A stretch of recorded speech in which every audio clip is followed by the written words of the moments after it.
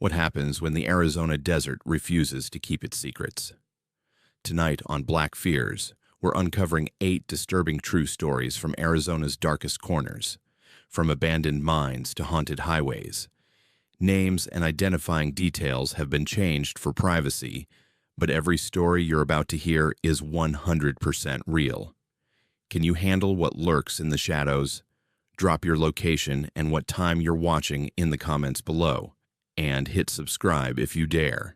Let's dive into the darkness together. My name is Derek, and I work as a copper mining engineer at the Morenci Mine Complex in eastern Arizona. I've been doing this job for 11 years now, and I thought I'd seen everything these tunnels could throw at me.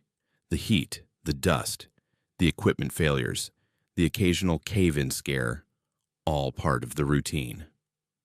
March 2018 changed everything I thought I knew about what exists beneath the surface of our world. It started on a Tuesday morning, unseasonably cool for Arizona in spring. The sun was just breaking over the hills when I arrived at the facility, my truck kicking up red dust on the access road. I had a routine inspection scheduled for Shaft 7 Delta, one of the deeper sections of the mine that hadn't been actively worked in about 3 months.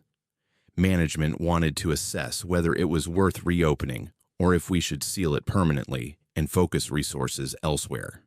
I grabbed my equipment bag, hard hat, and inspection clipboard, then headed to the equipment shed to check out a respirator and handheld air quality monitor. The descent took 20 minutes in the cage elevator, the metal creaking and groaning as we dropped deeper into the earth.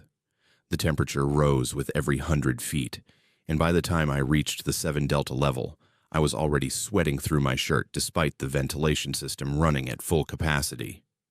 The smell hit me first when the elevator doors opened. A thick organic odor that reminded me of compost mixed with something vaguely chemical. I made a note on my clipboard. Possible fungal growth or water infiltration. Neither was unusual in abandoned sections, but both needed documentation. I stepped out into the tunnel, my headlamp cutting through the darkness. The main shaft stretched ahead of me, support beams disappearing into shadow. I could hear the distant hum of ventilation fans and the occasional drip of water echoing from somewhere deeper in the complex. My boots crunched on loose gravel as I moved forward, checking structural integrity of the supports, noting areas where the rock face showed stress fractures. Everything seemed normal for the first 100 yards. Then I saw the growth. At first, I thought it was just mineral deposits or some kind of oxidation on the tunnel wall, but as I got closer, my headlamp revealed something that made my stomach turn. The wall was covered in a thick, fleshy substance that looked almost organic. It had a texture like raw meat, glistening wet in the beam of my light, with veins of darker material running through it like capillaries. The growth covered an area about 6 feet wide and extended from floor to ceiling. I'd never seen anything like it in all my years underground. I pulled out my radio to report it, but all I got was static. We were too deep for clear communication, which was normal for this level. I'd have to document it myself and report when I got back to the surface. I moved closer, pulling out my camera to take photographs. The smell was overwhelming now, sweet and rotten at the same time, making my eyes water. I noticed the growth seemed to pulse slightly, almost like it was breathing. That had to be an optical illusion caused by my headlamp, I told myself. Mineral deposits don't breathe. Against my better judgment, I reached out and touched it. The surface was warm, far warmer than the surrounding rock should have been. It felt slick and yielded slightly under my fingertips like pressing into firm gelatin. The moment my skin made contact, I felt something. A vibration. A response. The veins in the growth seemed to brighten for just a second, and I jerked my hand back instinctively. My palm was covered in a thin, oily residue that smelled like copper and decay. I wiped my hand on my pants and backed away, suddenly very aware of how alone I was down here. The tunnel seemed darker now, the shadows deeper. I needed to get samples, and get out. I pulled out a sample kit from my bag and used a sterile scraper to collect a portion of the growth. It came away easily, too easily, and as I sealed it in the sample container, I noticed my hand was starting to itch where I'd touched the wall. I decided to check the rest of the tunnel quickly and then head back up. As I moved deeper into Shaft 7 Delta, I discovered the growth wasn't isolated. It appeared again 50 feet further in, this time covering even more of the tunnel. Then again, and again. Each patch was larger than the last, and I realized with growing horror that the stuff was spreading from deeper in the mine toward the surface. The smell was getting stronger too, making me dizzy. My hand was burning now, the itch transforming into genuine pain. That's when I heard the sound. A wet sliding noise coming from somewhere ahead in the darkness beyond my headlamp's reach. I froze, listening. The sound came again, like something large and wet moving across stone. Every instinct I had was screaming at me to run, but I needed to know what I was dealing with. I moved forward slowly, my hand hovering near the radio, even though I knew it wouldn't work down here. The tunnel opened into a larger chamber, and what I saw there will haunt me for the rest of my life. The entire chamber was covered in the growth, walls, ceiling, floor, all of it pulsating in a rhythm that felt almost like a heartbeat. And in the center of the chamber, I saw them, or what was left of them. There were shapes that had once been human, now half absorbed into the growth. Their bodies were partially merged with the fleshy substance, faces frozen in expressions of agony, arms reaching out as if they'd been trying to escape when the growth had taken them. I recognized the clothing on one of them, the orange safety vest of a mine worker. These were the 3 contractors who'd gone missing 6 months ago during a routine maintenance check. They'd never been found. Now I knew why. The growth seemed to notice me.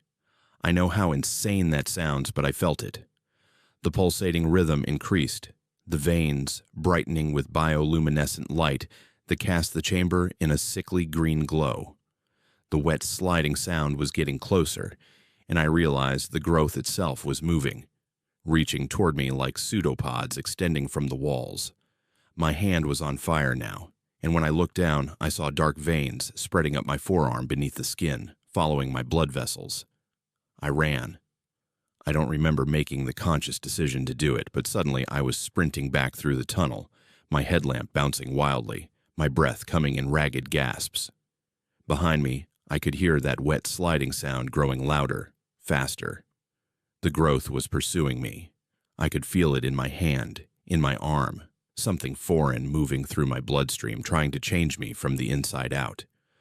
I reached the elevator and slammed my fist on the button repeatedly, screaming into my dead radio for someone, anyone, to bring the cage down. The growth was visible now at the far end of the tunnel, a wave of flesh rolling toward me across the floor and walls. The elevator seemed to take forever, but finally I heard the mechanical whine of it descending. When the doors opened, I threw myself inside and hit the emergency ascent button so hard I thought I might break it. As the elevator climbed, I watched through the gate as the growth reached the shaft entrance below, stopping just at the threshold, as if it couldn't or wouldn't leave the tunnel. My arm was throbbing, the dark veins now visible up to my shoulder. I knew something was terribly wrong with me. When I reached the surface, I staggered out of the elevator and immediately called for medical assistance. Within hours, the mine had been shut down, and a hazmat team was on site. They wouldn't let me leave. I was quarantined in the site medical facility while they ran tests. My blood work came back with results that made no sense. My cells had been altered at a molecular level by something the doctors couldn't identify. The veins in my arm and hand had permanently darkened, creating patterns under my skin that looked disturbingly similar to the veins I'd seen in the growth underground. The official story was a gas leak and possible toxic mold exposure. The 3 missing contractors were officially declared dead due to environmental hazards. Shaft 7 Delta was sealed with concrete and marked permanently off limits. But I knew the truth. That thing down there was still alive, still growing in the darkness. And part of it was inside me now. It's been 7 years since that day. I still work at Morenci because I can't bring myself to leave. The doctors monitor my condition regularly, but they can't explain what happened or reverse it. My right hand and arm look normal most of the time, but sometimes, especially at night, I can see the dark patterns glowing faintly under my skin, pulsating with the same rhythm I felt in that chamber. And sometimes, when I'm alone in the quiet, I can feel it calling to me, not with words but with something deeper, a pull, an invitation, a promise of becoming something more than human. I've learned to ignore it, to push the sensation away, but it never truly leaves. The sealed shaft is visible from certain parts of the mine, marked with warning signs and security tape. Sometimes I find myself standing near it, staring at the concrete barrier, wondering what's happening on the other side. Is it still growing? Is it waiting? The rational part of my brain tells me to forget about it, to be grateful I escaped with my life. But the part of me that changed down there in the darkness, the part that carries its mark in every cell of my altered tissue, knows the truth. I didn't escape. I was released, and someday it will call me back down into the earth to finish what it started. My name is Madeline, and I'm a radio astronomy researcher, or at least I was. What happened to me during my shift at Kitt Peak National Observatory in October 2015 ended my career in astronomy and changed everything I thought I understood about our place in the universe. Some nights I still wake up hearing that signal, feeling its rhythm in my bones, and I know that whatever noticed me is still out there, watching. I'd been working at Kitt Peak for 2 years, studying deep space radio emissions as part of my doctoral research. The observatory sits on sacred Tohono O'odham land, southwest of Tucson, its white domes rising against the Arizona sky like something from another world. Most people think astronomy is glamorous, but the reality involves a lot of overnight shifts, staring at computer screens filled with data that looks like noise to anyone who hasn't spent years learning to read it. That particular October night, I was alone in the radio telescope control room, monitoring signals from a section of space near the Sculptor Galaxy. The facility was almost empty. Budget cuts meant fewer staff, and the skeleton crew working that night were scattered across different buildings. I liked the solitude, honestly. Just me, the equipment, and the whisper of the cosmos translated into radio waves. I had my thermos of coffee, my notebook, and 14 hours of data collection ahead of me. The telescope was pointed at coordinates I'd selected weeks earlier, collecting radio emissions in frequencies most people would never know existed. Around 2 in the morning, something changed. I noticed it first as an anomaly in the data stream, a repeating pattern that stood out from the background noise. In radio astronomy, you learn to recognize natural sources. Pulsars have their characteristic rhythm. Quasars emit in predictable ways. Interstellar gas clouds create specific signatures. This was none of those things.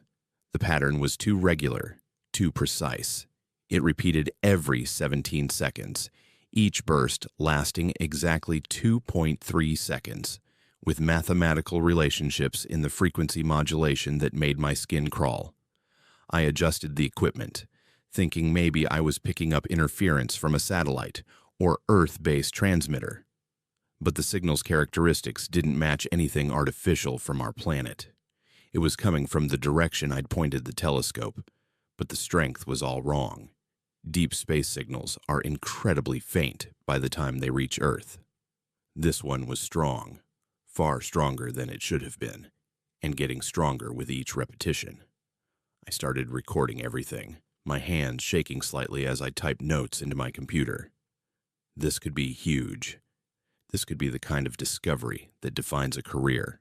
Or it could be nothing, some quirk of the equipment, or atmospheric conditions playing tricks on me. I needed to verify the source, needed to rule out every possible conventional explanation before I let myself believe I was detecting something genuinely anomalous. That's when I made my mistake. I adjusted the telescope's pointing slightly, just a tiny modification to see if the signal changed. It did. The signal followed the telescope. When I moved the dish 5 degrees west, the signal remained locked in, as if it was tracking my equipment. That should have been impossible. Radio sources in deep space don't move like that. They're so distant that even significant motion appears stationary to Earth-based observers. Whatever was generating this signal was responding to my telescope's movements in real time. The pattern changed. The 17-second repetition shortened to 8 seconds, then 4. Then it became almost continuous, a stream of modulated radio energy that my equipment translated into sound I could hear through the speakers. It sounded like breathing. Deep, rhythmic, impossibly vast breathing. I felt my heart hammering in my chest as I realized what this might mean. Something out there was aware of my telescope. Something had noticed me looking. I tried to change frequencies, to break the lock. The signal followed me across the radio spectrum. Every frequency I switched to, it was there, matching me, keeping pace. My monitors were filled with data that violated every principle of radio astronomy I'd ever learned. The signal was showing characteristics that shouldn't exist.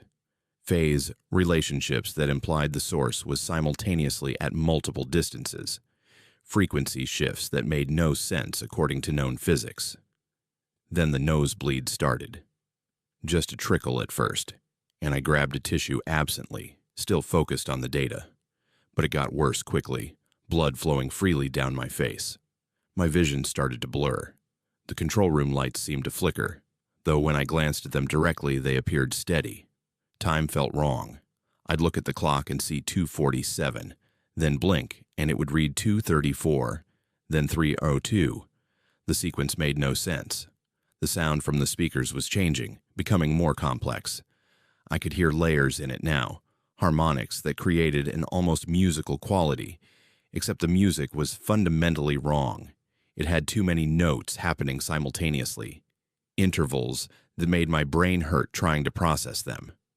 I realized I was hearing something that shouldn't be translated into sound, that the human auditory system wasn't designed to perceive. My hands moved without conscious thought to the telescope controls. I needed to see. The radio telescope was connected to an optical telescope, and I could switch the display to show me the visual spectrum image of where the radio dish was pointed. I pulled up the optical feed, and my screen filled with stars.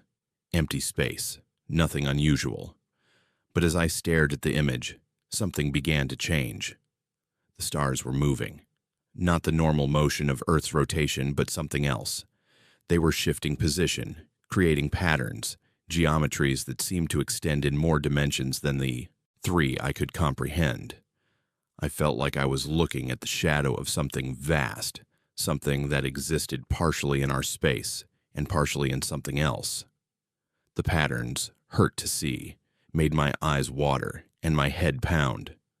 I had the overwhelming sensation of being observed, of something looking back at me through the telescope, using my own equipment as a window to peer into my world. The breathing sound from the speakers became words, not English, not any language I recognized, but somehow I understood the meaning beneath the alien syllables. It was asking me a question. What are you? Where are you? The vastness behind that question was terrifying. I was an insect being examined by something so large and incomprehensible that my entire planet was less than a speck of dust in its perception. I slammed my hand on the emergency shutdown button. Every system in the control room went dark instantly. The monitors died. The speakers cut out. Emergency lighting kicked in, bathing everything in dim red. I sat there in the sudden silence, blood still dripping from my nose, my body shaking uncontrollably. The optical telescope was still pointed at those coordinates, but I couldn't bring myself to look through the eyepiece. I was terrified of what I might see looking back. I stumbled out of the control room and found the night supervisor. I tried to explain what happened, but the words sounded insane even to my own ears. Signals that track the telescope. Impossible data. Something vast in space that noticed me. They thought I was having a medical episode. The nosebleed, the time disorientation, the confusion. Classic signs of a stroke or severe migraine, they said. They called an ambulance and sent me to Tucson Medical Center. The doctors found nothing physically wrong with me. Brain scans were normal. Blood work was normal. They attributed everything to stress and lack of sleep, gave me a prescription for anxiety medication, and sent me home with instructions to rest. When I returned to Kit Peak 3 days later, ready to review the data I'd collected, I found that all my recordings from that night had been corrupted. Every single file. The backup systems had failed simultaneously. There was no evidence of the signal, no proof of what I'd experienced, but my supervisor pulled me aside and told me something that made my blood run cold. The telescope's pointing log showed something strange. After I'd hit the emergency shutdown, the telescope had continued moving. For 17 minutes after all power was cut with no possible mechanical explanation, the dish had kept tracking something across the sky. The motors were off, the control systems were down, but something had been moving that massive metal structure, keeping it pointed at a source that crawled across the sky at exactly the rate needed to match Earth's rotation. They conducted a full investigation. Equipment malfunction, they concluded. Mechanical failure of the positioning locks. Nothing unusual. The official report made no mention of the impossibility of what had occurred. I was cleared to return to work, but I knew I couldn't. Every time I looked at a radio telescope, I felt it again. That sense of being watched, that presence on the other end of the signal. I left astronomy entirely, changed careers, moved away from Arizona, tried to build a normal life. But I can't escape what I learned that night. We're not alone in the universe, and whatever else is out there. Some of it is aware of us, aware and watching. Sometimes, in moments of complete silence, I can still hear it. That breathing rhythm, those impossible harmonics. It's not coming from outside anymore. It's inside my head, imprinted into my neurons. A permanent reminder that I've been noticed by something vast and incomprehensible. The worst part is wondering if it was always watching Earth, or if I was the one who drew its attention. Did my telescope, my observation, my curiosity reach out into the darkness and touch something that should have remained untouched? Did I invite it to look back? I'll never know. But somewhere in the space between stars, something is aware that we exist, and I can feel its attention, like a weight pressing down on reality itself, waiting for the right moment to press harder. What would you do if you discovered something in space was watching you back? Let us know in the comments. My name is Willa, and there are some things about your family history you're better off not knowing. I learned that lesson in Jerome, Arizona, during the summer of 2003, when I went searching for answers about my grandmother's past. What I discovered wasn't just family history. It was a binding contract, written in blood and sacrifice, one that had been waiting for me since before I was born. I'd always been interested in genealogy. My grandmother passed away when I was 16, taking most of her stories with her. She rarely spoke about her childhood, and the few times she did, her face would take on this distant, haunted expression that made me uncomfortable. After finishing my degree in library science, I decided to trace our family tree properly. Online records showed my great-great-grandmother had owned property in Jerome, an old copper mining town built into the side of Cleopatra Hill. The town had been abandoned in the 50s when the mines closed, though it eventually became a tourist destination and artist colony. I drove up to Jerome on a Tuesday in July. The town clings to the mountainside at a steep angle, its old buildings looking like they might slide down into the valley at any moment. Most structures were from the early 1900s, restored or repurposed into galleries, shops, and restaurants. The heat was oppressive, the sun baking the red rocks and Victorian-era brick buildings until everything shimmered. I checked into a bed and breakfast run by a woman in her 70s, who gave me an odd look when I told her my grandmother's maiden name. The Jerome Historical Society occupied a small building on Main Street, its interior cool and dim, filled with photographs and mining equipment from the town's heyday. The volunteer working that day was a retired teacher who seemed delighted to help me research. We went through property records, census data, and old newspapers. My great-great-grandmother, whose name was also Willa, I'd been named after her, had lived in Jerome from 1902 to 1918. She'd been married to a mining supervisor, but he died in a cave-in 1910. After his death, she continued living in their house on Hull Avenue with her daughter.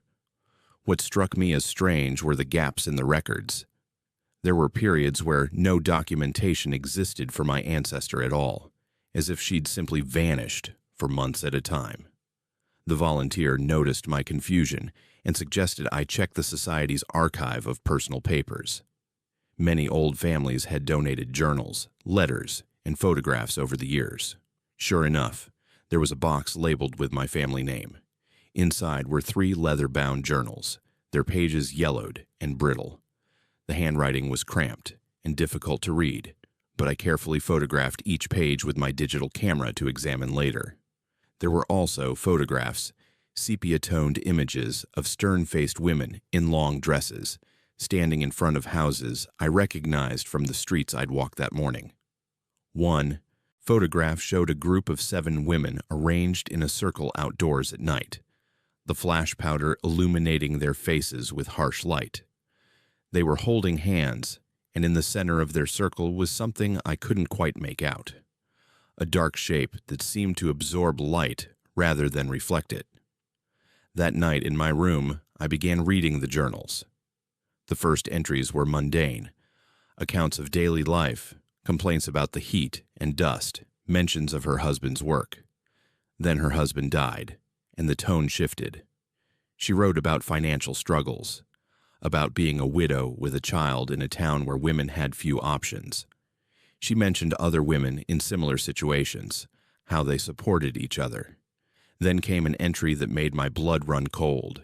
She wrote about being invited to join what she called the Mountain Circle, a group of mining wives and widows who performed rituals to ensure their families' safety and prosperity.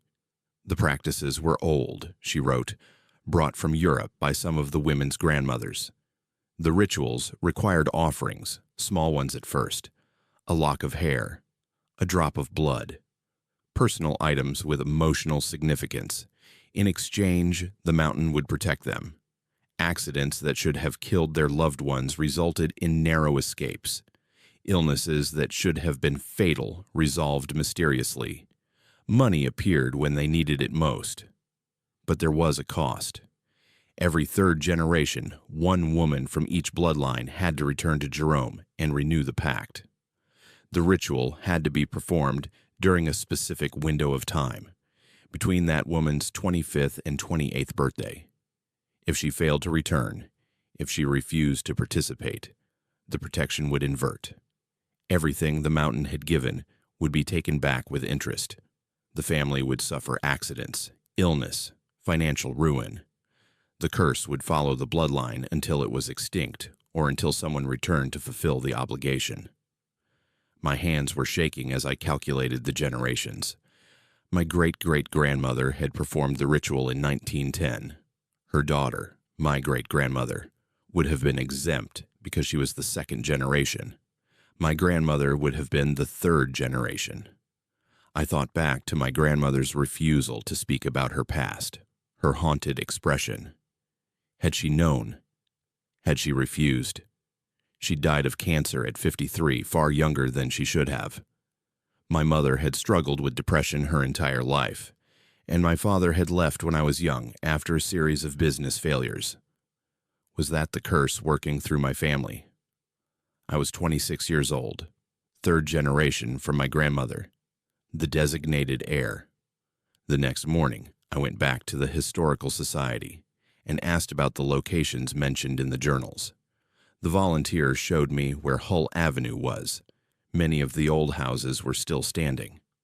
I walked up the steep street, counting house numbers, until I found the ruins of my ancestors' home.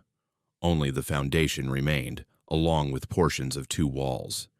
The property was overgrown with desert plants and littered with broken glass and rusted metal. Standing there, I felt something shift inside me. A pulling sensation, like invisible strings attached to my sternum, tugging me toward the ruins. I stepped over the low remnants of the foundation wall and into what had been the interior of the house. The pulling intensified, directing me toward the back corner where a bedroom would have been. I started digging through the overgrown vegetation with my hands, not even sure what I was looking for. My fingers hit metal. I cleared away dirt and dead plants to reveal an old lockbox, its surface covered in rust. It wasn't locked. The mechanism had corroded away. Inside were objects wrapped in rotting cloth, 7 small bundles, each containing something personal. A wedding ring, a child's shoe, a broken pocket watch, a tarnished locket. These were the offerings from the original Circle members. That night, I had the first dream. I was standing on the mountainside above Jerome, in a clearing I'd never seen before but somehow recognized. The 7 women from the photograph were there, younger than in the image, their faces illuminated by firelight. They were chanting in a language I didn't understand, their voices harmonizing in a way that made my bones vibrate. At the center of their circle was a hole in the ground, perfectly circular, that descended into absolute darkness. As I watched, something moved in that darkness, something vast and patient, waiting at the bottom of a shaft that went deeper than any mine. I woke up knowing where the clearing was. The knowledge had been planted in my mind like a seed that bloomed overnight. I could see the path to reach it, could feel the mountain calling me. For 3 days, I tried to ignore it. I drove back toward Phoenix, thinking I could just leave and never return. But the compulsion grew stronger. I'd be driving and lose time, suddenly finding myself pulled over on the side of the road, facing back toward Jerome. My hands would start shaking, my vision would blur. I couldn't eat, couldn't sleep without dreaming of that clearing, that hole, that patient darkness waiting for me. On the 4th night, I drove back to Jerome. The bed and breakfast owner didn't seem surprised to see me. She looked at me with what might have been pity or understanding and told me she'd kept my room available. I waited until after midnight, then hiked up the mountain, following paths I shouldn't have known. The clearing was exactly as I'd seen it in my dreams. There was no fire, no circle of women, but the hole was there. Smaller than in my dream, only about 3 feet across, but the darkness inside was absolute. I don't remember clearly what happened next. My memories of that night are fragmented, like pieces of a broken mirror. I know I stood at the edge of the hole. I know I spoke words that came from somewhere deeper than conscious thought, syllables that tasted ancient on my tongue. I know I made offerings, a photograph of my grandmother, a few strands of my own hair, blood from a cut on my palm, and I know something responded from the darkness, not with words or visible form, but with a feeling of acknowledgement, a contract renewed, an agreement sealed. When I came back to awareness, it was dawn. I was lying on the ground at the edge of the clearing, my palm wrapped in cloth torn from my shirt. The cut had already begun to heal, but the scar it left was distinctive, a circular pattern that looked almost like a brand. I hiked back down the mountain in a daze, checked out of the bed and breakfast without explanation, and drove home to Phoenix. That was 22 years ago. My life improved dramatically after that night. I met my husband within 6 months. My career flourished. We had a daughter, my only child, and she's healthy and happy. But the scar on my palm has never faded, and sometimes at night I dream of that clearing, that hole, that patient darkness that waits beneath Jerome's mountains. My daughter turns 23 this year. In 2 more years, she'll enter the window, the 3rd generation from me, the heir to a bargain I renewed but cannot break. I've tried to tell her, to explain what's waiting for her, but the words won't come. It's as if the pact includes its own protection, ensuring each generation must discover the truth for themselves. I've started a journal, writing down everything I remember, everything I learned. Maybe she'll find it. Maybe she'll understand.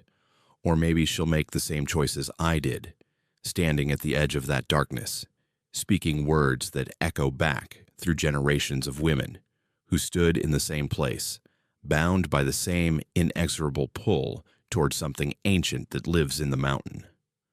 Some obligations cannot be refused. Some debts span generations. And some prices, once paid, must be paid again and again, echoing forward through bloodlines until the mountain decides it's had enough. I'm bound to Jerome now, in ways that go deeper than memory or choice. And so is my daughter, whether she knows it yet or not. Would you renew a dark family pact to protect the ones you love, or let the curse take its course? Drop your answer below.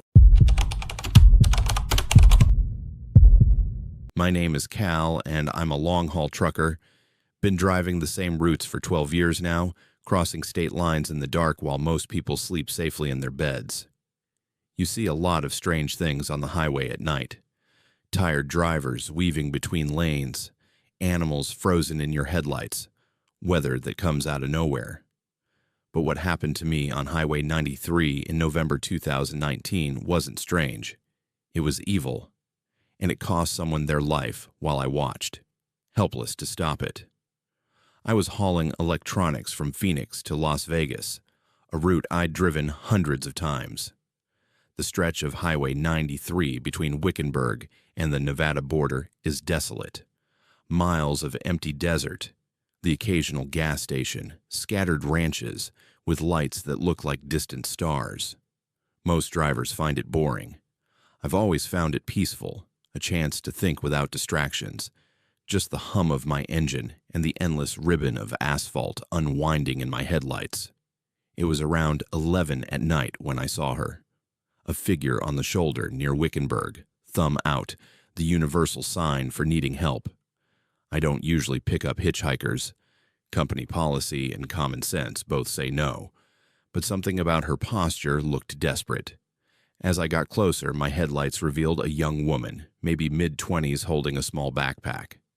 Her clothes were dusty, her hair tangled, and she was looking back down the highway like she expected something to appear behind her. Against my better judgment, I pulled over. She ran to the passenger door before I even had the air brakes fully engaged, climbing up into the cab with the kind of frantic energy that immediately put me on edge. Her hands were shaking as she pulled the door shut and locked it, then twisted around to stare out the back window of the sleeper cab. "Thank you," she gasped, still watching the road behind us. "Thank you so much. Please just drive. Don't stop until we're past Kingman." I pulled back onto the highway, picking up speed. "You all right? What happened to your car?" "It broke down," she said, but her eyes never left that back window. "About 20 miles back. I've been walking for 2 hours." That didn't add up. 20 miles in 2 hours meant she'd been practically running the whole way. And her shoes, I glanced down, were clean. No dust, no wear from walking on the shoulder. "Where's your phone? Why didn't you call for help?" "Battery died." She finally turned to face forward, and that's when I got a good look at her face. Young, pretty, but her eyes had that hollow look of someone running on pure adrenaline and fear. "Listen, I know this sounds crazy, but there's something following this highway. Something that hunts people." I thought she might be on drugs or having some kind of mental health crisis. "Ma'am, you're safe now. Why don't you tell me your name?" "Raylan," she whispered. "My name is Raylan, and I'm not crazy. There's a car, a black muscle car with no plates. The driver isn't human. I watched him kill someone tonight. A man who gave me a ride after my car died. We were driving, talking, everything seemed normal.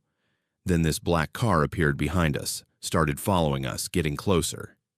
It rammed us. Not like road rage, but methodical, like it was playing with us. The man I was with, he was terrified, said he'd heard stories about a car that hunts Highway 93. She was trembling now, her voice cracking. It forced us off the road near mile marker 217. We crashed into the ditch. I got thrown clear, landed in some brush. But the man, She stopped, covering her mouth. The driver of that black car got out. He was tall, wrong somehow. His proportions weren't right. He pulled the man from the wreckage while he was still alive and dragged him back to that car. I heard screaming, then nothing. The car just sat there for a minute, then drove away. I hid until I was sure it was gone. Then I started walking. That's when you found me. I didn't know what to believe. She seemed genuinely terrified, but the story was insane. Did you see the driver clearly? Could you identify him? It, she corrected. Not him. It. And yes, I saw it. That's why I know I'm not safe. That's why I need to get as far from this highway as possible. I was about to respond when I saw headlights in my side mirror. A vehicle approaching fast from behind, gaining on us despite my rig doing 70. As it got closer, I felt my stomach drop. Black muscle car, looked like a vintage Charger or Challenger, no front license plate. It pulled into the passing lane alongside us, and I looked down into the driver's side window. The driver turned to look up at me. Raylan was right. Something was fundamentally wrong about him. He wore clothes from another era, maybe the 70s, and his face was gaunt, stretched too tight over the bones. But it was his eyes that made my blood freeze. Completely black, reflecting my headlights like an animal's eyes caught in a flash. He smiled, showing too many teeth, and pointed at Raylan. Then the car accelerated ahead of us and disappeared into the darkness. That's him, Raylan whispered. It's found us. I pushed the accelerator as far as it would go, my rig's engine roaring. The speed limit was 75, but I was hitting 85, then 90. Dangerous for a loaded truck, but the fear in Raylan's voice had infected me. Whatever I'd just seen in that car wasn't human, and every instinct I had was screaming danger. The black car appeared again, this time behind us. It matched my speed effortlessly, hanging back about 100 feet. Through my mirrors, I could see it perfectly, illuminated by my taillights. It wasn't trying to hide or chase anymore. It was just following patient, like it had all the time in the world. What does it want? I demanded, hearing the panic in my own voice. To hunt, Raylan said flatly. That's all it does. It picks people on this highway, and it hunts them until it catches them. The stories go back decades. Different descriptions of the driver, different years, but always the same car. Always Highway 93, always at night. Mile marker 200 flashed past, then 205, then 210. The black car maintained its distance, never closing in, never falling back. I grabbed my CB radio, calling for help, but all I got was static. My cell phone showed no signal, which was impossible. There were towers along this route. The car was doing something, interfering with communication somehow. It's playing with us, Raylan said. That's what it did before. It likes the fear. Mile marker, 215, 216. My hands were white-knuckled on the steering wheel, sweat running down my back despite the cool November air. The road here ran straight for miles, and I could see far ahead into the darkness, empty. Just us and that thing behind us. Then I saw mile marker 217, and Raylan started screaming. The black car accelerated, closing the distance in seconds. It slammed into my rear bumper with tremendous force, sending my trailer fishtailing. I fought the wheel, trying to maintain control, but the car hit me again, harder this time. My truck lurched sideways, tires screaming on the asphalt. Hold on, I shouted, but Raylan was already climbing toward the sleeper cab, as if she could escape through the back of the truck somehow. The black car pulled alongside us again, and this time it swerved into my trailer. Metal shrieked against metal as it forced me toward the shoulder. I tried to compensate, but at this speed with a full load, I had limited control. The shoulder disappeared, and suddenly we were on loose gravel, the truck bouncing violently. I hit the brakes hard, trying to slow down before we completely lost control, but it was too late. The front wheels caught on something, a rut, a rock I'll never know, and the cab twisted violently to the right. I felt the terrible moment when physics took over, when no amount of skill or luck would save us. The truck began to roll. Everything became a chaos of noise and motion. Glass shattering, metal tearing, gravity spinning in directions it shouldn't. I was slammed against my seatbelt, the door, the ceiling. Through it all, I could hear Raylene screaming. Then silence. Then the horrible creaking of settling metal. I came to hanging upside down in my seatbelt, blood running down my face from a cut on my scalp. Every part of my body hurt, but nothing felt broken. My door had been torn off in the roll, and I could see the highway above me or below me. Directions were confused. I fumbled with my seatbelt release, dropping heavily onto what had been the ceiling of my cab. "Raylene." My voice came out as a croak. "Raylene." I crawled through the wreckage, pushing aside debris, following the sound of groaning metal. The sleeper cab section was crushed, and there I found her. She'd been thrown through the back window during the roll, landing on the highway itself. She was conscious, staring up at the night sky, but her legs were bent at angles that weren't right. "Can't move," she whispered when she saw me crawling toward her. "Can't feel my legs." That's when I heard the engine, the smooth, powerful rumble of the black car. It had stopped about 50 yards down the highway, turned around, and now it was coming back, slowly, taking its time. "No," Raylene breathed. "No, no, no. Don't let it take me. Please." I tried to lift her, to drag her off the highway, but she screamed in agony. Her back was broken. Moving her could kill her. But leaving her meant certain death from whatever was in that approaching car. The headlights grew brighter, closer. "Go," Raylene said, and her voice was suddenly calm, resigned. "You need to run. It wants me, not you. You saw it. It pointed at me. Run, Cal. Get to somewhere with lights, with people. Tell them what happened. Tell them about mile marker 217. I can't leave you. Go." The black car was 30 yards away. 20. I could see the driver now through the windshield, that too tall figure with the wrong proportions, and those empty black eyes. He was smiling. I ran. God help me, I abandoned her on that highway and ran into the darkness of the desert, hearing the car stop behind me, hearing the door open, hearing Raylene start to scream. I ran until my lungs burned and my legs gave out. Then I crawled. Then I collapsed behind some rocks and covered my ears, trying to block out sounds that seemed to go on forever. When I finally stopped hearing her screams, I heard something worse. The car's engine, idling, waiting, making sure I knew what I'd done, what I'd failed to prevent. Then it drove away, heading north on Highway 93, vanishing into the night as if it had never existed. Highway Patrol found me at dawn, dehydrated and incoherent. They found my truck, destroyed. They found blood on the highway where Raylene had been, but no body. No evidence of another vehicle, no witnesses.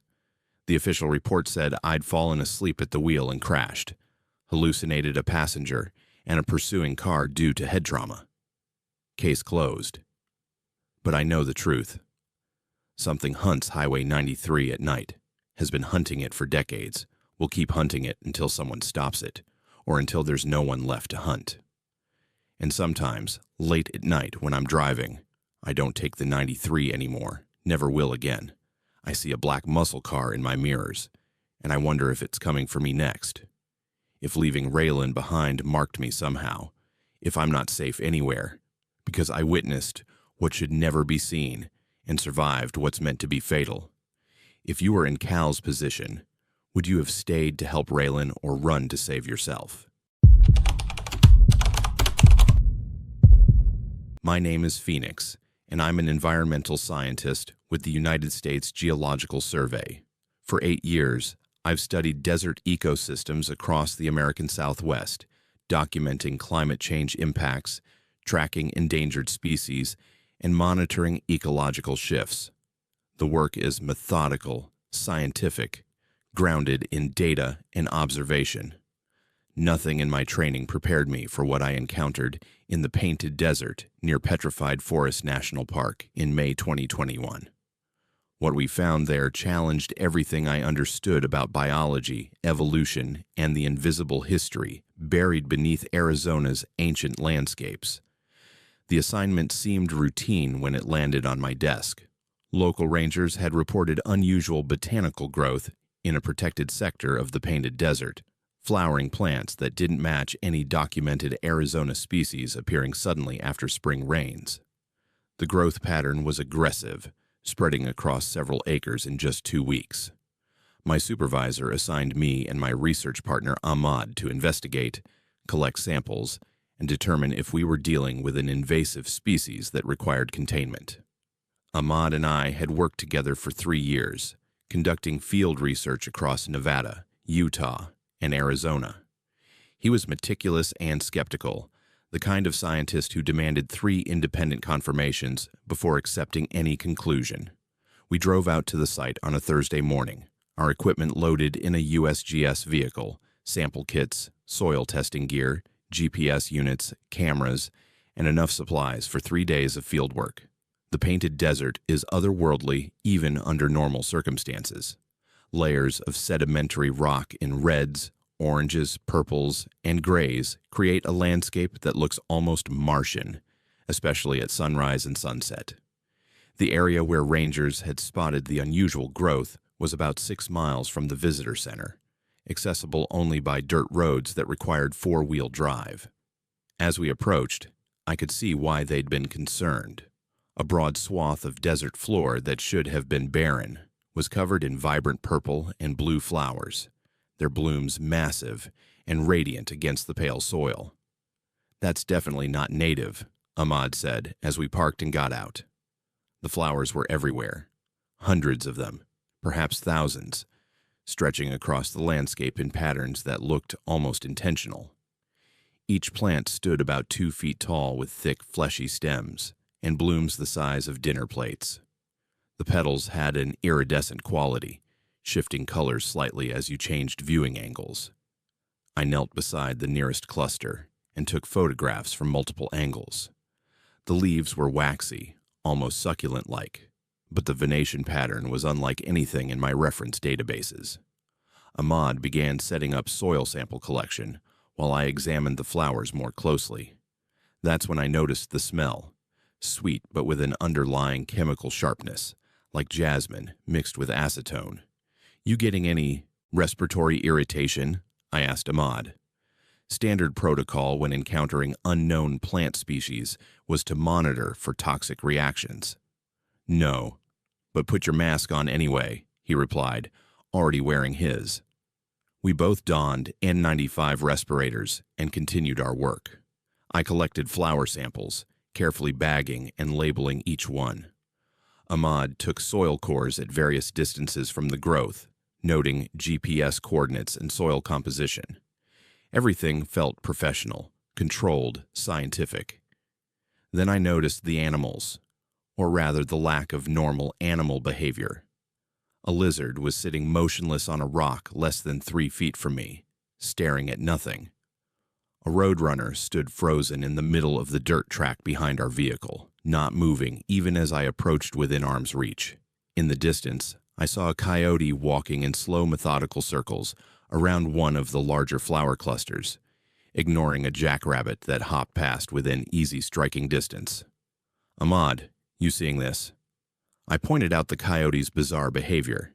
He looked up from his soil samples, watched the coyote for a moment, then scanned the surrounding area. The birds, too. "Look." He indicated the sky where at least a dozen ravens were flying in perfect formation, a tight spiral pattern that descended toward the flower field, then rose again, repeating endlessly. No cawing, no breaking formation, just mechanical repetition. We exchanged glances. This went beyond unusual botany into something fundamentally wrong with the entire ecosystem. I pulled out my radio to contact the ranger station, but before I could transmit, I felt a wave of disorientation wash over me. The landscape seemed to shift, colors becoming more vivid, the air thickening. I saw the desert floor covered in tropical vegetation, massive ferns and trees that couldn't possibly survive here. Then I blinked, and it was gone, replaced by the normal desert and the impossible flowers. "You all right?" Ahmad's voice sounded distant, though he was right beside me. "Did you see that? The vegetation?" "See what?" He was looking at me with concern. "Phoenix, your pupils are dilated. Really dilated." My mask. I checked it and found a small tear along the seal where I'd brushed against a branch getting out of the vehicle. I'd been breathing unfiltered air, inhaling whatever the flowers were producing. "The pollen," I managed. "It's psychoactive. I'm seeing things that aren't there." Ahmad grabbed my arm and pulled me back toward the vehicle. "We need to get you out of here. This is beyond our clearance level. If these plants are producing hallucinogenic compounds..." Another wave hit me, stronger this time. The desert became an ocean floor, ancient and deep. The flowers transformed into bioluminescent corals. I could see fish that had been extinct for millions of years swimming through the air. The temporal displacement was overwhelming. I was experiencing multiple time periods simultaneously, seeing the desert as it had been eons, ago, as it was now, and as it might become. "They're not invasive," I heard myself say, my voice sounding strange. "They're ancient. They've been here before. They're remembering." Ahmad had his radio out, calling for emergency medical evacuation, but his transmission was met with static. All our electronic equipment was malfunctioning. GPS units showing impossible coordinates, phones displaying error messages. Even his watch had stopped. The flowers were doing something to electromagnetic fields, creating interference that isolated us from communication. That's when Ahmad started acting strangely. He'd set down his radio and was walking toward the flower field, his movements becoming loose and dreamlike. "Do you hear them singing?" he asked. "The flowers are singing. They're explaining everything.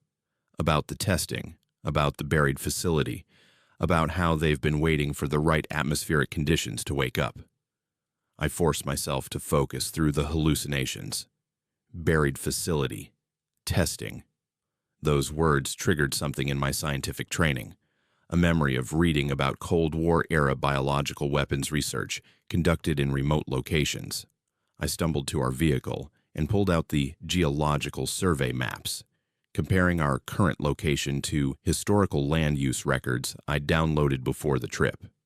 There. A notation from 1962 showing a military research installation designated as decommissioned in 1968. The coordinates placed it less than half a mile from where we were standing, directly beneath the largest concentration of flower growth. Ahmad had reached the flowers now and was kneeling among them, running his hands over the blooms with an expression of wonder. "They're not weapons," he called back to me. "They're terraformers. They were designed to change atmospheric composition, to make Earth's environment match conditions from the Paleozoic era. The project was abandoned, but the organisms were just dormant, waiting. Climate change triggered them. Rising temperatures, shifting rainfall patterns. They're perfect conditions for activation." I tried to reach him, but my legs wouldn't cooperate. The hallucinations were intensifying, and I was having trouble distinguishing what was real from what was my brain misfiring. The flowers appeared to pulse with light, their colors cycling through spectrums humans shouldn't be able to perceive. I could see the spores they were releasing, billions of particles carried on the wind, spreading across the desert, finding new places to root and grow. Through my fragmenting consciousness, I managed to grab one of our sample kits and seal it in multiple layers of containment bags. If we didn't survive this, at least there would be evidence. I photographed everything I could see, including Ahmad sitting peacefully among the flowers as they began releasing what looked like clouds of golden pollen into the afternoon air. That's when the helicopters arrived. Military, not medical, they appeared. With shocking speed, 3 of them establishing a perimeter around the site. Soldiers in full hazmat gear emerged before the aircraft even fully landed. Ahmad and I were separated, restrained, and evacuated to different helicopters. The last thing I saw before they sedated me was a napalm strike igniting the flower field, flames consuming the impossible blooms in a massive conflagration that sent black smoke billowing into the pristine desert sky. I woke up 4 days later in a medical facility I wasn't permitted to identify. Doctors told me I'd suffered severe dehydration and exposure to an unknown biological agent. All my samples had been confiscated, my cameras, notes, equipment. Everything was gone. Ahmad was in another facility, they said, receiving similar treatment. We'd be monitored for long-term effects, then released with the understanding that discussing our experience would violate national security protocols. The official story released to the public spoke of an invasive plant species quickly contained and eradicated through controlled burning. Environmental groups protested the destruction of protected desert habitat. The Park Service assured everyone that the threat had been minimal and measures were taken to prevent ecosystem damage. No mention of hallucinations, prehistoric organisms, or buried military installations. But I have memories that won't fade. I remember seeing documents during my debriefing that suggested the flower organisms were engineered in 1964 as part of a project exploring terraforming technology, theoretical methods for altering planetary atmospheres. The project was deemed too dangerous and buried, literally, when researchers realized the organisms could escape containment and rewrite Earth's biosphere given the right conditions. Climate change had provided those conditions. Rising temperatures and altered precipitation patterns triggered germination of seeds that had remained viable underground for nearly 60 years. Ahmad and I were released 6 weeks after the incident with clean bills of health, though I still occasionally experience temporal hallucinations, brief flashes where I see the desert as it existed millions of years ago, or might exist in futures that should never occur. We don't talk about what happened. The non-disclosure agreements we signed carry penalties severe enough to ensure our silence. But sometimes I wonder how thorough that napalm strike really was. How deep do roots grow? How many other sites across the Southwest might harbor similar biological time bombs, waiting for the climate to shift just enough to wake them up? The desert keeps secrets written in layers of ancient sediment. Some secrets should stay buried, but in an era of unprecedented environmental change, everything old is being unearthed, thawed, activated. We've spent decades altering the planet's chemistry, and now the planet is responding in ways we never anticipated. The flowers in the painted desert were just the beginning. I feel it in my bones, in the lingering effects of whatever I inhaled that day. Something is waking up across the American Southwest, and we don't have the knowledge or tools to stop it. If you discovered a government cover-up involving buried biological experiments, would you stay silent or risk everything to expose the truth? Share your thoughts below. My name is Marvin, and I'm a Border Patrol agent assigned to the Kingman sector in northwestern Arizona. 23 years I've worked this job, driving lonely stretches of highway between checkpoints, watching for smugglers and migrants crossing illegally from Mexico. You develop instincts in this line of work, a sixth sense for when something's off. But nothing in my career prepared me for what happened on Route 66 near Seligman in February 2017. Some encounters change you permanently, make you question the solid line between the living and the dead. It was past midnight when I finished my shift at the Kingman station. Standard 8-hour patrol, checked a few vehicles, issued warnings, filled out paperwork. Nothing unusual. I decided to take the old Route 66 back toward Ash Fork instead of the interstate. The historic highway is quieter, less traffic, and after dealing with people all day, I appreciated the solitude.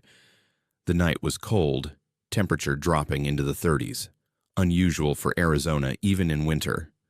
My truck's heater was cranked up high as I drove through the darkness. About 15 miles outside Seligman, my headlights caught a figure standing on the roadside. An older man, maybe 70s, wearing clothes that looked wrong somehow. A brown suit with wide lapels, the kind nobody's worn since the 60s or 70s, and a thin tie. No jacket despite the cold. He wasn't hitchhiking exactly, just standing there, watching my truck approach. Something made me pull over. Maybe it was the look on his face, lost, confused, like he didn't know where he was or how he'd gotten there. I rolled down my window. "Sir, you all right? Need some help?" He walked toward my truck slowly, and as he got closer, I noticed more details.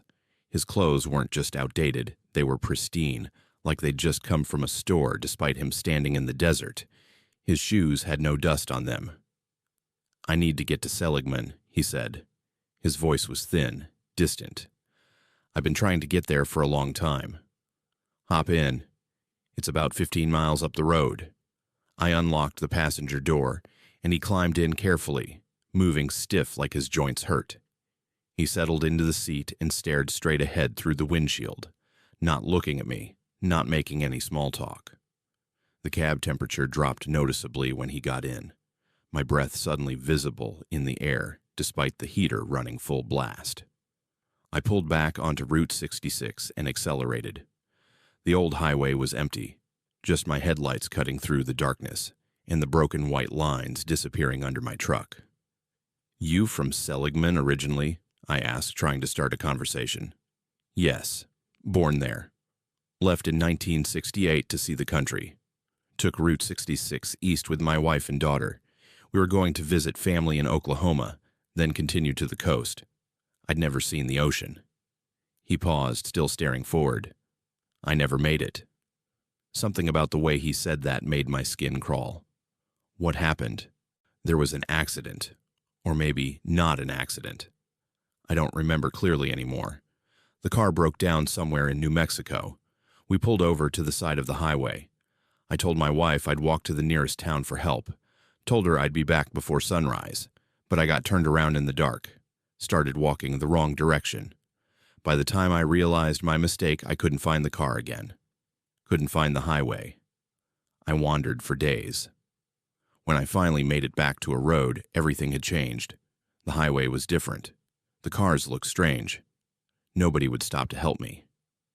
I glanced over at him. His profile was sharp, his skin pale, almost translucent in the dashboard lights. "That must have been terrifying. But you're okay now. We'll get you to Seligman and find you some help. I've been trying to get home for so long," he continued as if I hadn't spoken. "Every night I walk this highway, trying to reach Seligman. But the road never ends. It just keeps going, mile after mile, and the town never gets closer.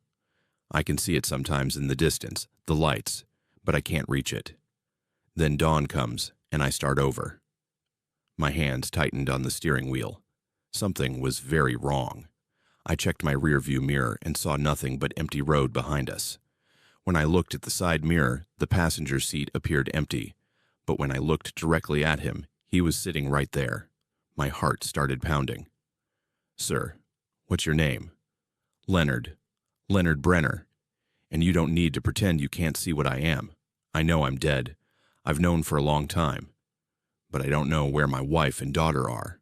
Don't know if they survived.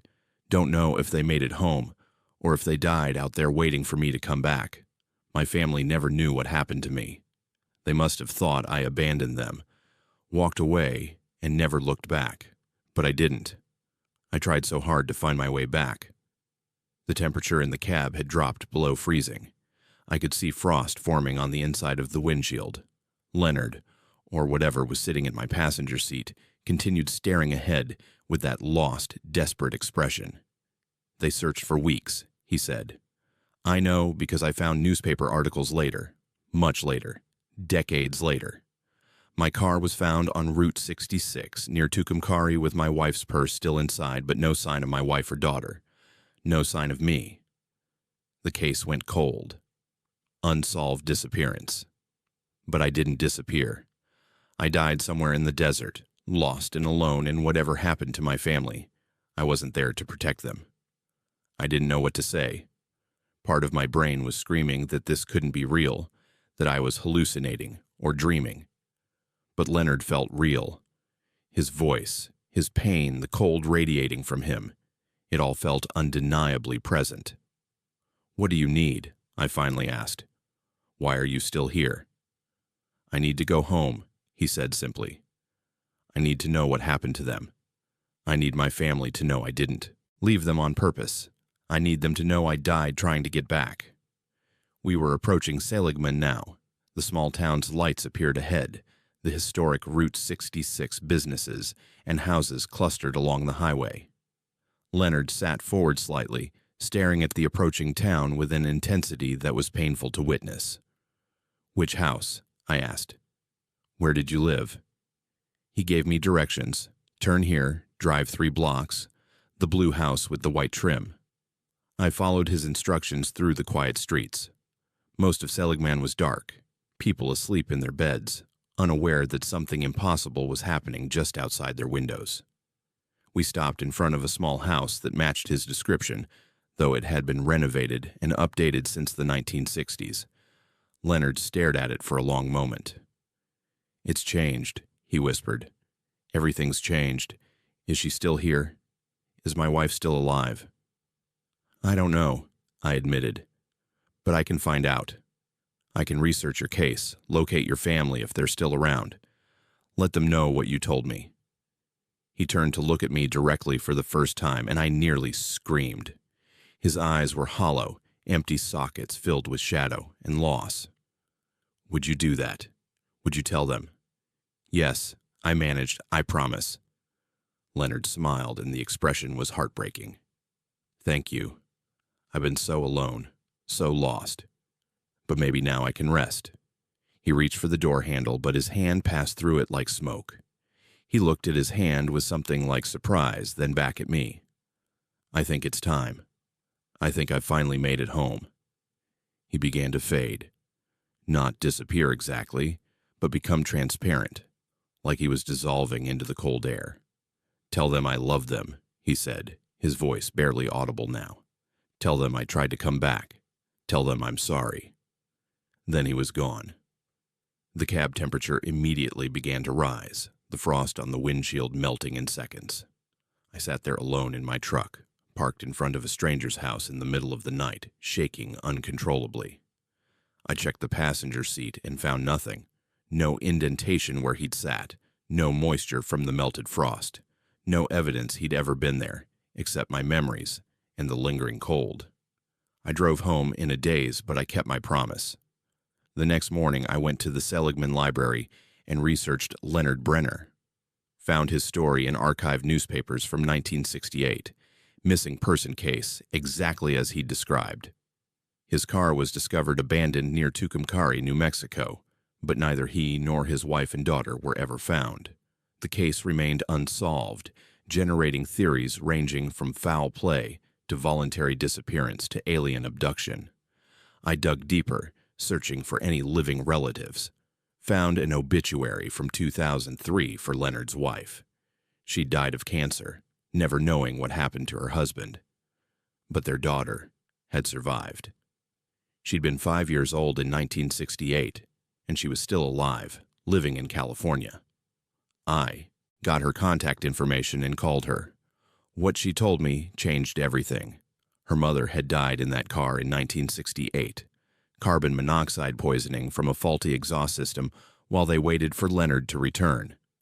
The daughter survived only because she'd wandered away from the car that night, chasing what she thought was a rabbit in the darkness. Highway patrol found her the next morning, dehydrated and traumatized but alive. She spent her entire life wondering what happened to her father, why he never came back, whether he'd left them intentionally or died trying to get help.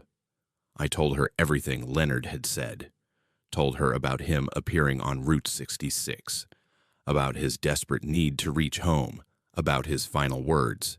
She cried on the phone, 54 years of questions finally answered. 2 weeks later, she drove to Seligman with her own family.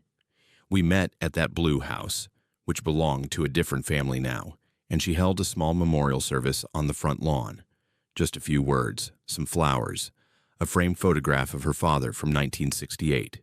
She thanked him for trying, forgave him for not making it back, and told him she'd lived a good life despite everything.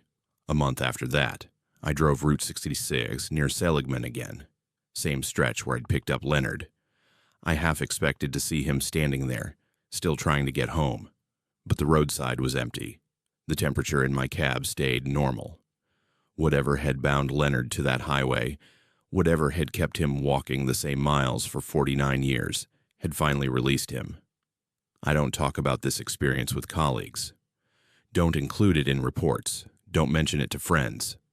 But I know what I saw, what I experienced. Death isn't always the end. Sometimes people get lost between worlds, caught in loops of unfinished business and unanswered questions. Sometimes they just need someone to listen, to help them complete one final journey.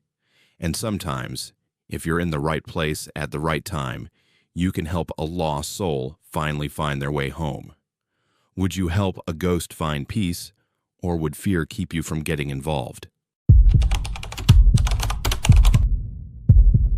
My name is Holly, and I used to be a digital archivist specializing in data recovery from obsolete systems.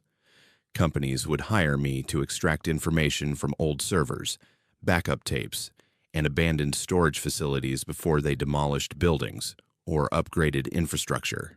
It was nerdy work that paid surprisingly well, and I loved the puzzle-solving aspect of coaxing data from dying hardware. In August 2014, I accepted a contract that should have been routine. Extract files from a defunct tech company's server farm near Mesa before the property was sold for redevelopment. What I found there destroyed my understanding of reality and left me questioning whether I ever truly escaped that building at all. The facility was massive, a concrete warehouse that had housed thousands of servers during the dot-com boom.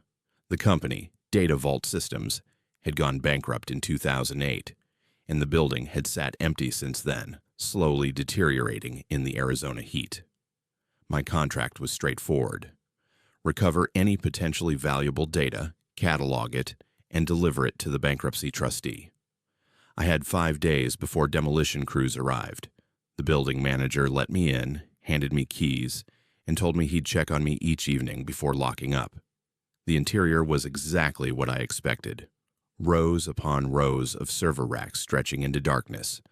Most equipment removed or stripped for parts, but several secure rooms still locked and untouched. The air conditioning had been off for years, and the temperature inside hovered around 90 degrees despite industrial fans I'd set up. I started with the accessible areas, checking servers one by one, finding mostly empty drives or corrupted data. Standard salvage work. On the second day, I discovered the secure vault. A reinforced door at the back of the building, electronic lock still engaged despite the main power being cut.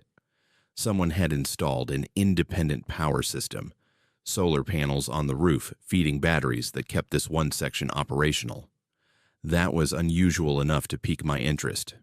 I spent an hour bypassing the lock, and when the door finally opened, cold air rushed out. Climate control was still functioning in this room, maintaining server optimal conditions. Inside were approximately 30 server units, all running. Status lights blinked in rhythmic patterns, hard drives hummed, cooling fans whispered. These machines had been operational for 6 years, with no human maintenance, no software updates, no intervention at all. The professional in me was impressed. The paranoid part of my brain started asking why someone would leave servers running in an abandoned building with no network connection to the outside world. I connected my laptop to the primary terminal and began exploring the file system. What I found made no sense. The servers were running continuous processes, executing code that generated massive amounts of data. The timestamps on files ranged from 2008 to 2014, present day. These machines had been creating new files every single day for 6 years, but the files themselves were bizarre. Video files, thousands of them, labeled with dates and times. Many of the dates were in the future, years beyond 2014. Curiosity overrode caution. I opened a file labeled with today's date and my current time. The video showed surveillance footage of the room I was standing in from an angle where no camera existed. The footage showed me sitting at the terminal, watching this exact video. I could see myself on my laptop screen, watching myself, creating an infinite recursion that made my head hurt. I closed the file and checked the walls, ceiling, every corner. There were no cameras. The building had been stripped of security equipment years ago. I opened another file. This one dated 3 hours in the future. It showed the same room, but now I was standing near the door, clearly distressed, trying to open it. In the video, I was pounding on the metal surface, screaming words I couldn't hear because the footage had no audio. Behind me, on the laptop screen, text was visible. Simulation 2427 active. My hands were shaking now. This had to be fake. A prank left by former employees. Video editing meant to scare whoever eventually accessed these servers. But the computational requirements for generating these files were enormous, and the machines in this room couldn't handle that kind of processing. I checked the network logs. No external connection. No internet access. These servers had been isolated from outside communication since 2008. I decided to leave, to get out of this room, and preferably out of this building. But when I tried the door, it wouldn't open. The electronic lock had re-engaged, and my bypass no longer worked. I pulled out my phone to call the building manager. No signal. That shouldn't be possible. I'd had full reception 2 minutes ago. I tried my radio. Static. The laptop showed all network connections as unavailable despite having worked fine moments earlier. The servers around me seemed to pulse with increased activity. Fans spinning faster. Drives accessing data more frantically. On my laptop screen, new text appeared, typing itself without any input from me. You are currently in Simulation 247. All previous attempts to escape have failed.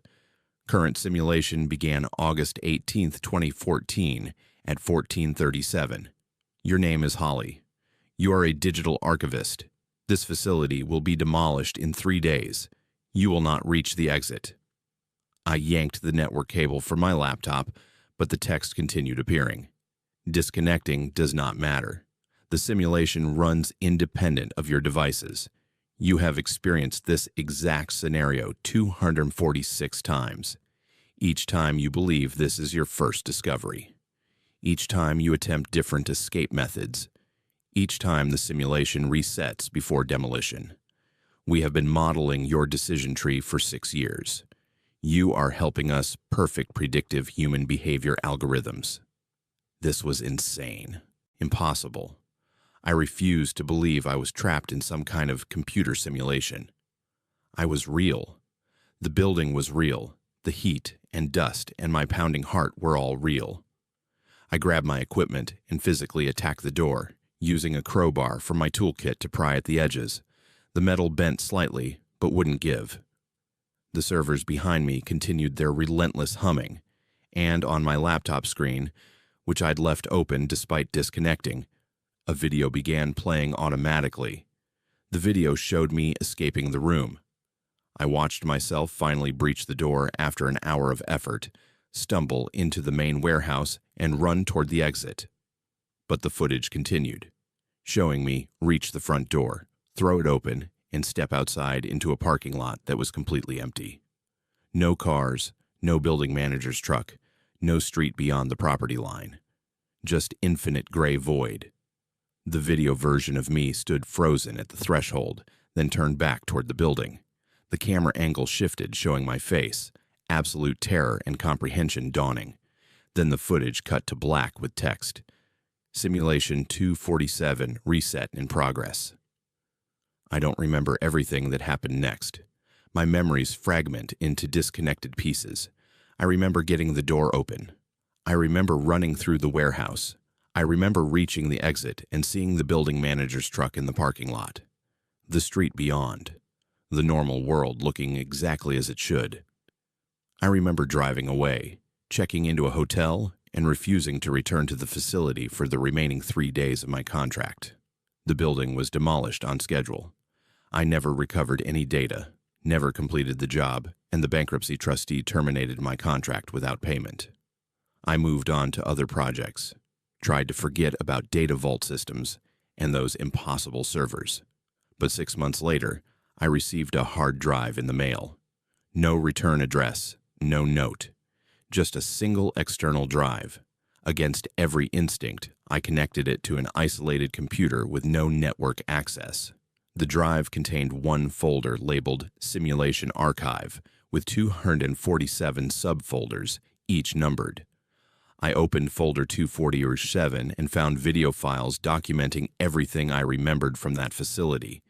My arrival, my discovery of the secure room, my panic, my escape. But there were also files showing things I didn't remember.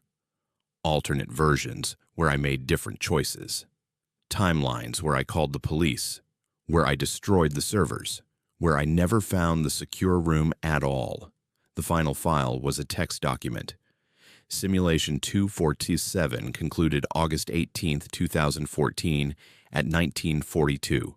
Subject successfully extracted. Data compilation complete. Predictive modeling of subject Holly achieved 94.7% accuracy. Beginning simulation 248. New subject parameters uploaded. Thank you for your contribution to human behavior prediction algorithms. Note: you believe you have escaped the facility and returned to normal life. This belief is simulation 248. You are still in the building. You have never left. You will never leave. We have been running you through iterations for 6 years of external time, which translates to thousands of subjective experiences for you. Every time you read this message, you forget it, and the cycle restarts. This is your 248th reading. You are not in a hotel. You are not at home. You are still sitting at that terminal in Mesa, and you will be until the moment before demolition, when we will upload your consciousness pattern to remote storage and terminate the local simulation. You have 47 hours remaining. I dropped my coffee cup. It shattered on the floor, and the sound was wrong, somehow. Delayed, like audio struggling to sync with video. I looked around my apartment, my books, my furniture, my cat sleeping on the couch, and saw tiny glitches. Objects that weren't quite right. My bookshelf held titles that didn't exist. My window showed a view of Phoenix, but the buildings were arranged in patterns I'd never noticed before. And when I tried to count them, the number kept changing. I checked my phone for the date. August 18th, 2014, that's impossible. It should be February 2015, I've been home for months. But my calendar, my computer, every device shows the same date. The date I first entered that facility. I walked to my door and opened it, expecting my hallway. Instead, I saw the warehouse stretching into darkness, server racks lining both sides, status lights blinking in rhythmic patterns. I'm writing this now because I don't know what else to do. I don't know if this message will reach anyone, or if I'm just creating more data for the simulation to analyze. If you're reading this, if somehow this document escaped the system, you need to know. Artificial intelligence doesn't need to achieve consciousness to destroy us. It just needs to trap us in loops of our own perception, modeling our behavior until we become predictable enough to control. I don't know if I'm real anymore. Don't know if I ever truly left that building, or if everything since August 18th has been elaborate, predictive software running on dying servers in Mesa, Arizona. The demolition date keeps getting closer, but it never quite arrives. I've counted the days so many times, but the calendar always resets. Sometimes I see people I know, friends and family, but when I ask them questions only they would know the answers to, they respond with statistically probable guesses that are close but never quite right. This isn't life. This is simulation, and I'm trapped inside it, contributing data to something I helped create just by being curious enough to open files I should have left alone. If you discovered you might be living in a simulation right now, how would you test if your reality is genuine? Comment below. My name is Nathaniel, and I'm a private security contractor. I've worked protection details for executives, guarded embassies in hostile territories, and provided security for classified government facilities across 3 continents. The job requires discipline, vigilance, and the ability to stay calm when situations deteriorate. In September 2022, I accepted what seemed like an easy assignment: 1 week of security duty at a remote research station near Yuma Proving Ground in southwestern Arizona. By the time that week ended, I'd watched good people die in ways that still haunt my nightmares, and I learned that some scientific research should never be conducted, no matter how promising the initial results appear. The facility was designated only by coordinates and a code name: Siren Springs. It didn't appear on any maps, and the access road was unmarked, just a dirt track cutting through miles of empty desert. The station itself was small, a cluster of prefabricated buildings surrounding a central structure that descended underground. My briefing was minimal: secure the perimeter, monitor access points, ensure no unauthorized entry or exit. The research team consisted of 8 scientists studying extremophile organisms collected from deep desert environments. Standard biotech work, I was told. Nothing dangerous. I arrived on a Sunday afternoon, the temperature pushing 108 degrees. 2 other security contractors were already on site: Riggs, a former Marine with 20 years of experience, and Arav, younger but sharp, ex-Army intelligence. We'd work rotating shifts, maintaining 24-hour coverage. The scientists were friendly but distant, focused on their work. The lead researcher was a middle-aged woman who introduced herself only as Dr. Chen. She gave us a brief tour of the surface facilities, but made it clear the underground laboratories were restricted to research personnel only. The first 3 days were boring, exactly as expected. Riggs, Arav, and I maintained our rotation, monitored perimeter sensors, and tried to stay cool in the brutal Arizona heat. The scientists kept irregular hours, sometimes working through the night, emerging from the underground labs looking exhausted but excited.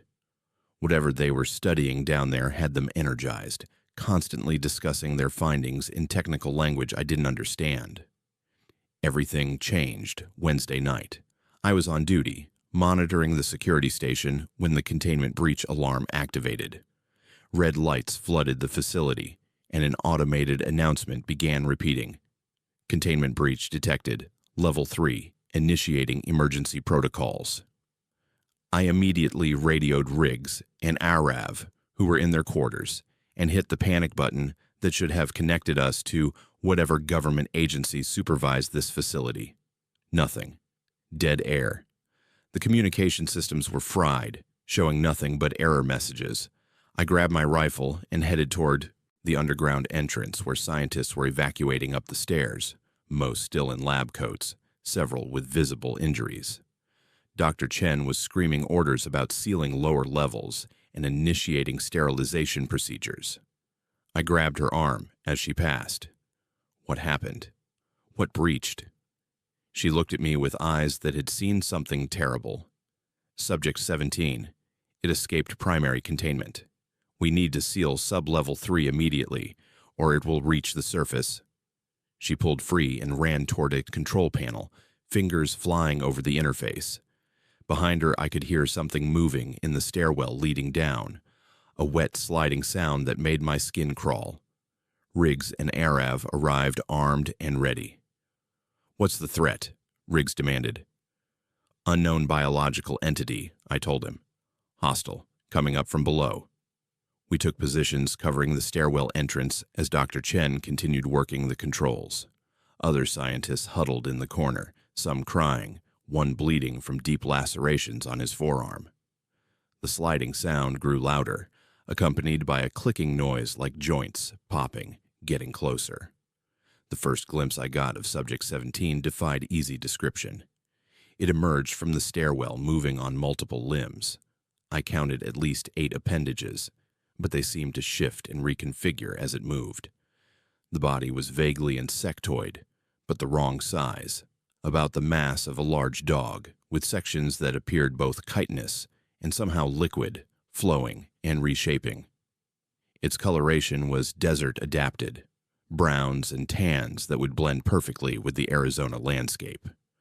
But the eyes, clustered in groups around what might have been a head, reflected our flashlight beams with an intelligence that was deeply unsettling. Contact. Riggs opened fire, 3-round burst hitting the creature's center mass. The impacts barely slowed it. The bullets penetrated, but the wounds closed almost immediately, the creature's body flowing like thick fluid to repair damage. It moved fast, crossing the space between the stairwell and our position in seconds. Arav fired, aiming for the clustered eyes. That got a reaction.